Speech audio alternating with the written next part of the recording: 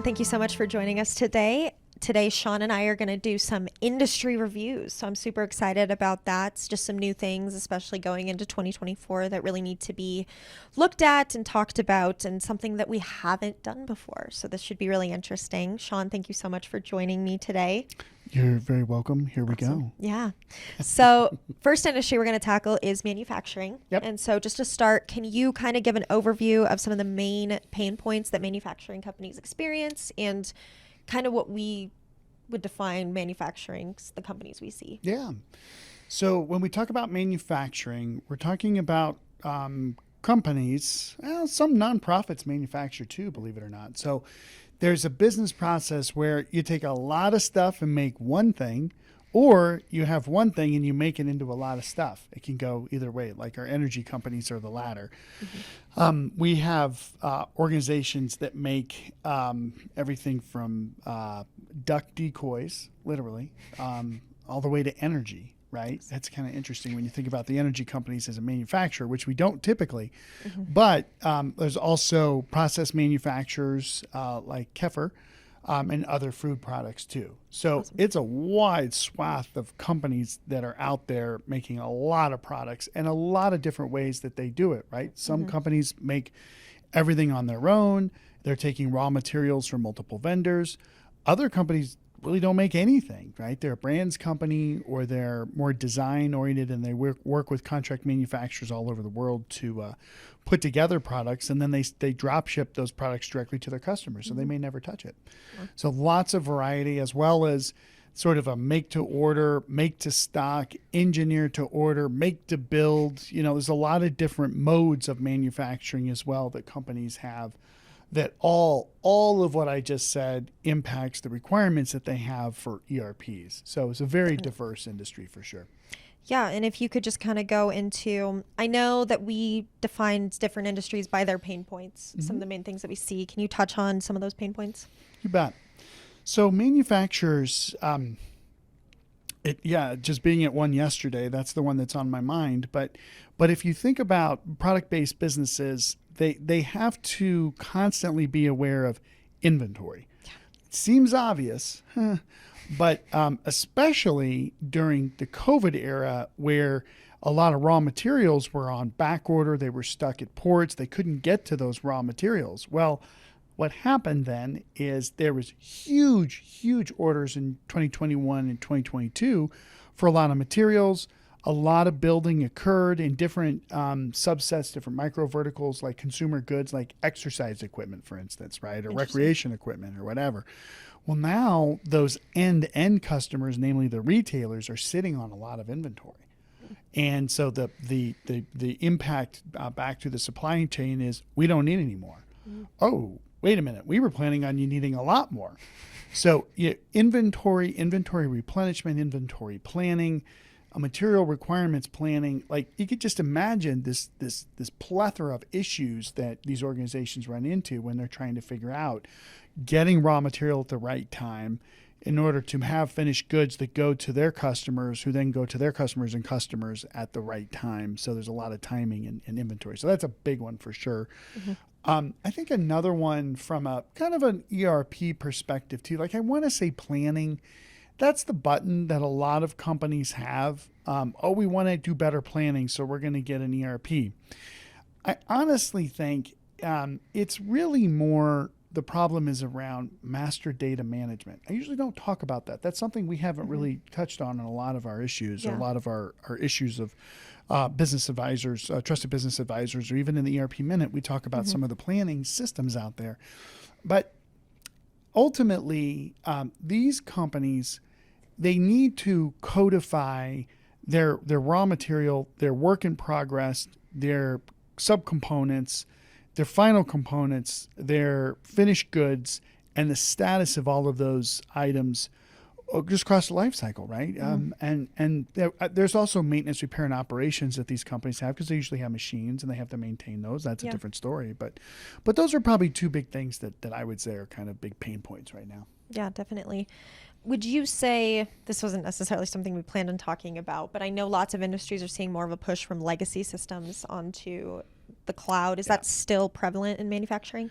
Yeah, it really is. Yeah. Yeah, it's pretty wild, actually. I think a lot of companies have, they kind of had, boy, it's so many different varieties are going through my mind right now.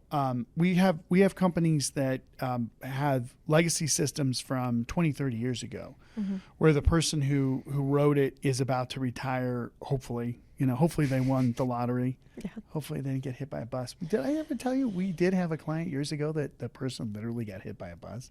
No. They were walking in downtown Denver and wham, they got hit by a bus. You don't hear that often. You really don't, but that's the reason why the saying's there, I guess. Surprises you guys too, I see. Yeah. Literally, the person's in the hospital like, we don't know how to get into our system, like to fix things. So anyway, we don't wish that for anybody. We'd rather they win the lottery.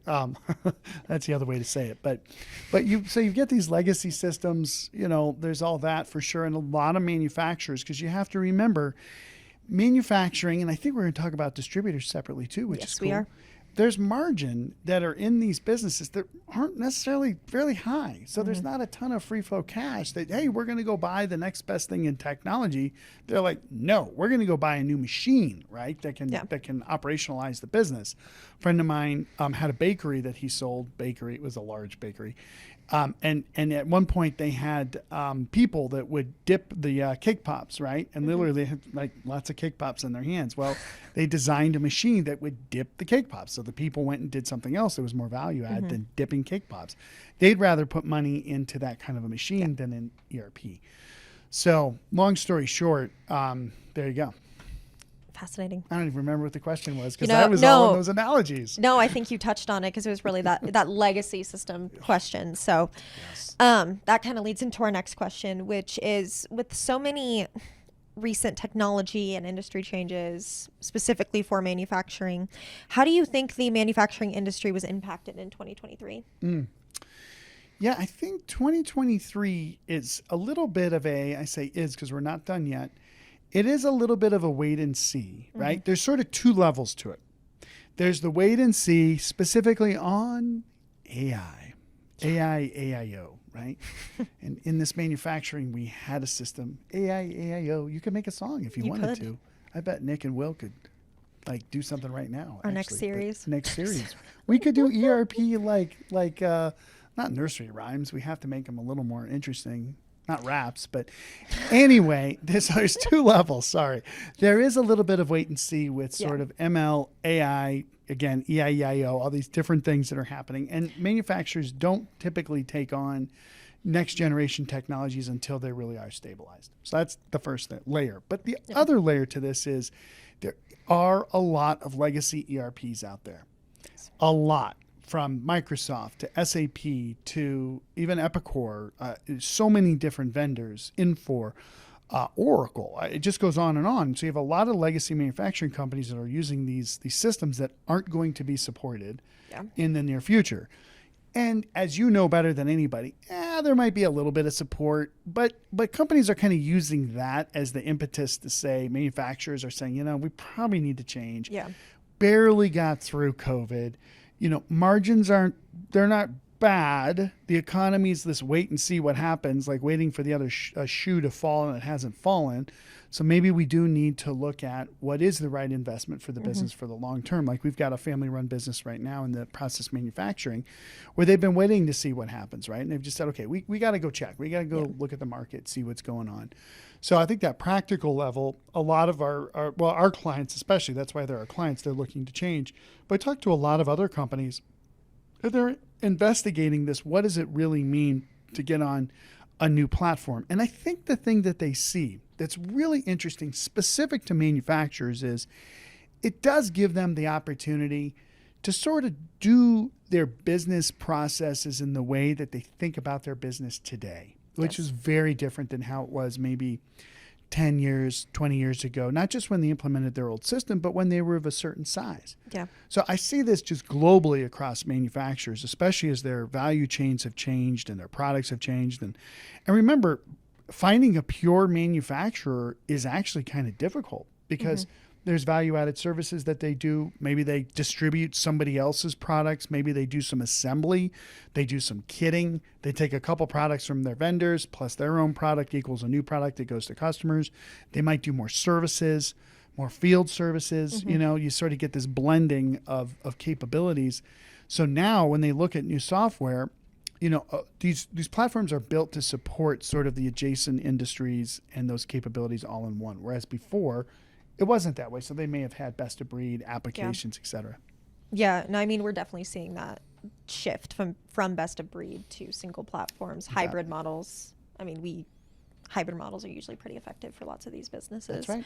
And even the vendors, like you said, so many of them are looking at not necessarily the solutions that they offer, but the platform in which they are offering them, so that these companies can look to them as like they're all in one and not necessarily have to be like, they're great for now, but are they going to be good in 10 years? Yep. And nobody wants to be like, well, we're going to be going through this again in 10 years. That's right.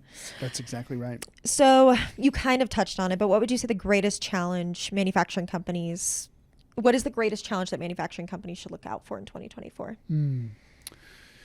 I think there's three things that are occurring. The first one is the value chains were really disrupted in 2020 and really disrupted in 2021 and in 2022. And then you're kind of stuck with, like I said earlier, inventory being dispersed throughout this, your suppliers or your customers. And again, you sort of have this economic kind of environment that's like, a little wonky. I think it's going to be an election year, right? Yes. Yeah. So gosh knows what that's going to bring.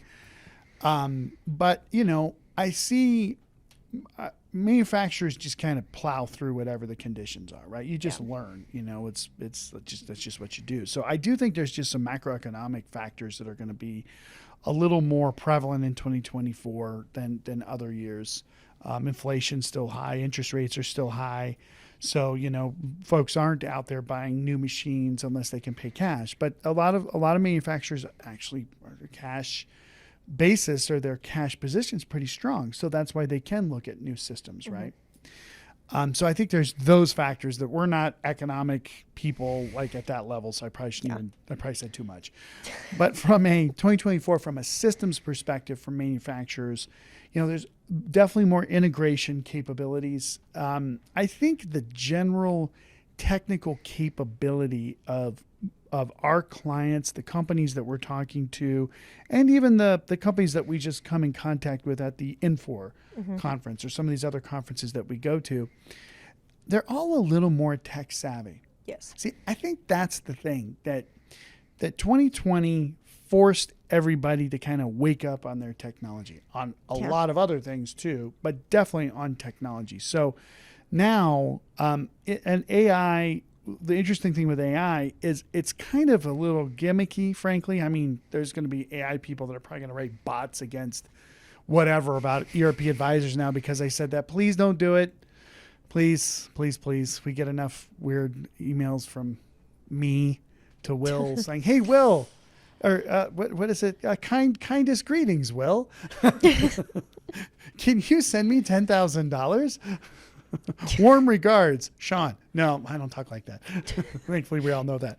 But seriously, that I think the vendors, the customers, the manufacturing companies, they're just more savvy than they've ever been. And I think that's across the board. You can't not be. And again, with this trend of like AI is opening up everybody's eyes to what's next, much like cloud did, they don't want to miss the trend. But they're not going to be at the front edge of the change, the early disruptors, but they don't want to be on the trowel of disillusionment, which is a phrase from Gartner Group where they've, kind of like, oh, this isn't going to work the way we want it. Like, I think 2024, I think manufacturers are going into the year with their eyes wide open on what the vendors are doing. Like you said, what platforms they're going after, that's going to become more important. I think our manufacturing clients are more savvy. They're asking those kinds of questions, not just feature function.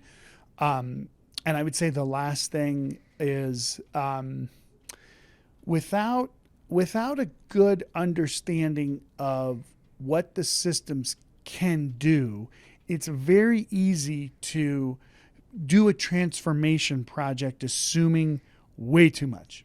Yeah. And I do think our manufacturers sort of, especially if they haven't done a system for a long time, their expectations are here. The salespeople set the expectations here.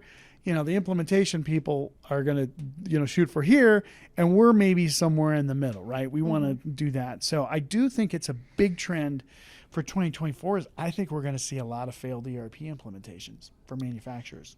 Not our clients. That's not going to happen. But I do think there's so many folks out there buying and talking to so many different vendors that get their expectations set too high. And those projects aren't going to do very well. And the tough part is, especially the PE-backed companies, the cash is king. So if they're spending money on these implementations, I mean, frankly, we had one company that stopped their deal this year. Now they have some kind of a liquidity event happening. But I think the deals are going to stop or the implementations are going to stop in 2024 for bad reasons. I don't like that. Maybe we'll do more. Stay tuned through 2024. We'll give you lots of key points, guys, always, on what not to do and what to do. But unfortunately, I think we're just going to see a lot of failures because there's a lot of people out there looking at technology and there's a lot of vendors selling it. And they're still going to sell it like it's, a McDonald's Happy Meal. Like you just show up, you get your meal and you're out, right? Well, there's no nutrition in that. And I just buy the software and it works, right? There's a lot more to it. Exactly. Oof. I mean, I was even contemplating, thinking about that opportunities for us in 2024 to kind of help people set expectations because we talk about that so much. Like, I know we had a call early in 2023 that was kind of about how to fall in love with your new ERP. And a big part of that was people set their expectations way too high.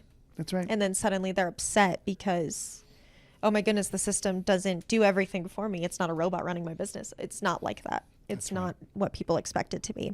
That's exactly right. And kind of rolling into that, things that we continue to talk about. What are the technology factors that will help manufacturing companies win in 2024? I think the biggest one is not AI. They're not going to win with AI in 2024. Not yet. 2026, 27, 28, you bet.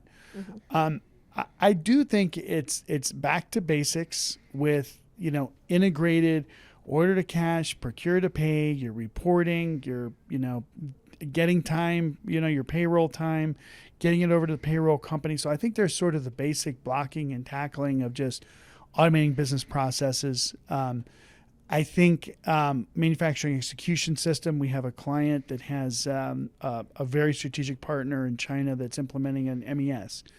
And, there's a lot of manual processes in China, but I do think, and I've heard this from several other companies, that they're even from a more manual basis, even those organizations are looking at how they can do MES correctly. So then they have more visibility of throughput and efficiency and can track waste and scrap and all that kind of stuff versus just a spreadsheet. Yeah. So, I think the technology trends for 2024 aren't going to be very different than 2023. I don't think there's a cloud or AI equivalent that's going to emerge in the market. But again, I think a lot of companies are going to go from legacy to cloud-based systems. A lot more than we can all even imagine. The addressable market is mammoth. Even when you look at one vendor, Epicor, at the manufacturing companies that are on the older platforms that are looking at what to do, including Kinetic, which is great. There's just going to be a lot of companies that are going to make the switch. So I do think 10 years from now, things look very, very different. Yes. But that thought we'll save for a different call. Oh, yeah, definitely. We will have plenty to talk about in a few years. So you kind of touched on it already. We're starting to get into the vendor conversation. Are there specific tools that you're seeing the vendors invest in that will benefit manufacturing companies in 2024 or even tail end of 2023? Yeah, I think several vendors have made plays into AI, of course. Again, they're tinkering with that, trying to figure out what that looks like, or Joule from SAP or some of these other AI sort of strategies. I know I think we both were at you were at a presentation on AI with NetSuite in a little bit more detail than I was. Or Miney that just came out with QAD. There you go. That was on this week's episode of the ERP Minute. So is that like her Miney? It's like Miney, isn't it? Well, it's because it's process mining. So Miney. Miney. There you go, Miney. Hello, Miney. That's what I think of. Or Miney. Anyway, we'll save those accents for later. But But so I think that'll come later. I'm not sure. Yeah. Say the question again. What are just some of the new tools that vendors are creating, working on, that are going to help manufacturing businesses in 2024? I think several manufacturing companies, software vendors, have purchased best-of-breed tools. You guys, you and Nick and Will, cover it in the ERP Minute, right? So that's why people have to listen to the ERP Minute. It's like literally a minute or two about what's going on in the market, the ERP market. But when you look at the acquisitions that the companies are making, they are in like niche solution areas around configure, price, quote, right? Or process mining, or even integration tools. Like you see the vendors sort of building out their kind of kingdoms, right? It's like that game. My son used to play the game with like the miner guy. What was the game? You guys probably know. You know, the one that was such a big deal. Minecraft. Did you guys play Minecraft? Did you play? I've never really played Minecraft. Did you guys? Oh, okay. All right. I guess we didn't play that much. All right. Maybe a little. My son played it a lot. But you kind of build out like this whole universe around you of stuff, right? And I think that's what each vendor is doing. Manufacturing ERP vendors doing is they're building out their universe. So you'll see them flesh out specific feature function areas. I mean, I think we'll continue to see Aptian is going to buy, other software solutions that are related to food. It may even smell like food or taste like food, but I mean, they're going to buy everything, right? And apparel, right? They're trying to bring together these micro vertical solutions. So I think we'll continue to see that. I don't really think 2024 is going to be like, oh my gosh, this is the year of blah, right? I think it's really, unfortunately, it's the year of a lot of migrations to cloud solutions, like mammoth amounts. And it's funny because even as I say that, like some of the software vendors we work with would say, there's no way. The demand is going down. We're not growing at the rates that we used to, right? That's why you see some of these announcements from the software vendors, even though their percent of increase is still pretty good. It's not as high as they set the expectations with Wall Street. Yes. So their stock price goes down. But I'm telling you, I still think there's a ton of pent-up demand. And it's to just do like the phase 1 basic get into the new system so that phase 5 or 6, they can do process automation, they can leverage AI, they can do analytics and reporting maybe as a phase 3 or 4 or something. So anyway, that's what I think. This is kind of boring. I wish I had something more interesting to share. I don't think it's boring though. Good. I think well, you love ERP too. I do love ERP. I'm a dork. I love but I would agree. I think there's lots of, even from my perspective, seeing the market, there's still pent up demand. I think people are just more hesitant than they have been. And I think that hesitancy is letting up. Yeah. At least based off of what I've seen. Exactly. I know the vendors, like you said, when we look at their financial results and we analyze those, like their cloud revenue is not increasing as much as it used to. Yep. But it's still significant amounts. I know that it's like, you see all the articles where it's like, so-and-so, their cloud revenue's down significantly. And it's still, oh my goodness, they went up 9% right. in $1 billion revenue. Exactly. Like they're still making tons of money. And you see those investments in infrastructure, but I think they're prepping for there to be more. Yes.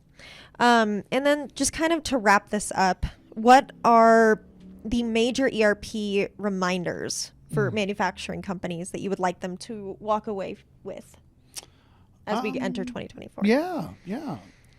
So like if I had to say one thing, that's what I'm thinking with. Like the one thing if you're a manufacturer going into 2024 and you made it this far on our call, and I want to really make it worth it for you to listen, I would say you better be clear that you really understand what you need. That is like a textbook answer, like my accounting professor, Mr. Wheeler, always used to say, whenever I ask you a question, the right answer is always, it depends. Yep. For us, it's always, well, you've better know your needs. But man, I really, really, really mean that going into 2024 because there are so many solutions out there. There's so many cool things that you can do now that you couldn't do before that are it's just like a kiddo like reaching up, to that shelf. And we couldn't reach up to advanced planning and scheduling for a cost-effective manner. You can do that now. Yeah. You know, you can get CPQ tools that are wicked, super cool, that, you know, we couldn't afford or did not have the technical ability within our company to do that. Well, there's some gal running around who studied analytics in school, and then she was an engineer, a project engineer, and then she's bored and she starts building out this amazing CPQ stuff, right? We've had that happen with clients. We had that happen specifically with a high-tech company we were working with. It's amazing. Like, these people are picking up these tools, and then sometimes they just go buy the tool. They don't tell anybody because it's relatively cost-effective to get a user on. So I think we're reaching up. We're able to, you know, we've matured where we can reach all these super cool tools that used to be available just to super high-end companies. They could afford super high-end systems integrators. Yeah. And the systems integrators, you know, they're expensive and blah, blah, blah, but they kind of do know what they're doing because they've been through it before. Yeah. So a manufacturing company hasn't been to this transformation before. Man, I could think of 5 different instances, even in our customer base, of companies that found really amazing industry best practice solutions for food, for whatevering, labeling and safety data sheets and all kinds of things. But how does that fit into your overall strategy? Like, how do we build apps that are really going to maintain our size and our capabilities going into the new year, where it is a little tricky with the, like I said, sort of at the beginning of this, the macroeconomic things, but you just have to be really careful to know what it is you really, really need. Shoot for minimum viable product in phase 1 for sure. You know, it's sort of like you want to select the world, but then when you implement, you just do just like your little tiny house first. Then you go to the block, you know, or the neighborhood. Then you go to the city. Then you go to the state. Then you take on the world, right? But you want to know that your vendor can do everything as best as you can for the long term, but then just focus on little bite-sized chunks, and you won't have the failures. The failures will come from failed expectations. Yes. You sell all your stakeholders on, we're going to revolutionize the universe, our business. And then you get this much done in phase 1, but this much gets all your data standardized. Your master data strategy is set. You get business processes that are super strong, and you can actually monitor them. You can staticize what your people are doing. You have visibility for end to end with your supply chain that you never had before. Like, there's a ton of value in that. So I think just set the realistic expectations. Don't bite off more than you can chew. Look for, shoot for the stars, but aim for the lodge poles. I love that, lodgepole pines, with your vendor, go for the vendor that's doing a lot. And again, there's so many changes that are happening that we see that a customer doesn't have to worry about with technology underpinnings, with all of the cloud-based software vendors, with their hyperscalers, et cetera. Find out a little bit about what that looks like. And if there isn't a good story there, then that might be something else that should kind of raise the hair on the back of your neck for future needs. Not huge today. Feature functionality and implementation partners should drive your decision. Technology platform, I think, really going into next year and the year after, is just going to start making itself more known, because I do think the hyperscalers, AWS, Azure, Google, all those guys, their tools are going to become more consumable by enterprise apps. Software people, which frankly usually they're like me, are not exactly the best developers, right? The technology and underpinning people are wicked smart. The telco people are the smartest. But it'll start to all sort of make sense what this new universe sort of is going to start to look like. But, as Elon Musk said, in 10 years, we're all out of a job anyway. So I don't even know why we're doing these, but I don't want to end it on such a negative point, but I do think I'm kind of all over on this call. But the bottom line is, a manufacturer has got to be careful that they understand what they really need, and that their vendor's going to deliver it. Their software implementation partner is going to be there for them, and they'll make it through. Yeah, definitely. Well, thank you, Shawn. We're going to wrap this up, but thank you so much for joining us. Please tune into our distribution, nonprofit, all these other industry calls that we're going to be doing. Thanks. Thank you.